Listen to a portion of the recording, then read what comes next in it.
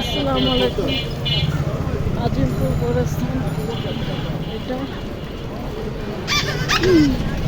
আমাদের প্রত্যেকেরই অন্তত সপ্তাহ না হোক মাসে একবারে গোরস্থানে আসা উচিত এবং আল্লাহকে ভয় করা উচিত।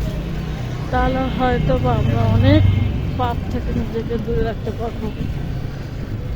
আসুন আল্লাহকে ভয় করি, দুনিয়ার মোহ মায়া ত্যাগ করি। কারণ যেই জন্মগ্রহণ করেছে তারই এই মৃত্যুর স্বাদ অবশ্যই নিতে হবে। অস্বীকার কেউই করতে পারবে না। ফেরানো পারে নাই, অন্য কেউ নমরুদও পারেনি।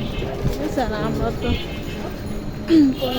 যত বড় কাফের হোক পারেনি, আর যত বড় ইমানদার হোক মৃত্যুর স্বাদও বড় অস্বীকার করতে পারে না। তাকে নিতে হবে।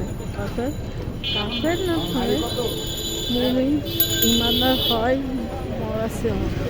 আসুন আমরা আল্লাহকে ভয় করি, ইসলামের এবং কোরআন হাদিসের নির্দেশগুলো মেনে চলি।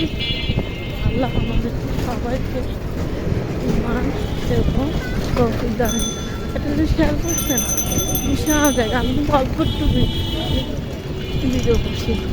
একটা কবরের উপরে অনেক সময় দেখা যায় কবর খুঁড়ে আবার কবর দেওয়া হয়। আপনি আমি 3.5 হাতের উপরে কেউ যাবে, কিন্তু অন্যের হক নষ্ট করে তো লাভ নেই।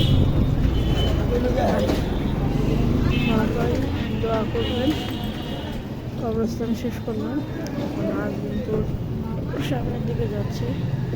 আল্লাহ আমাদের সবাইকে ক্ষমা করুন, ইসলামের চলার পথে চলা তৌফিক দান করে। আমার জন্য সবাই দোয়া করবেন, আমি যেন আল্লাহর রহমতে চলতে পারি।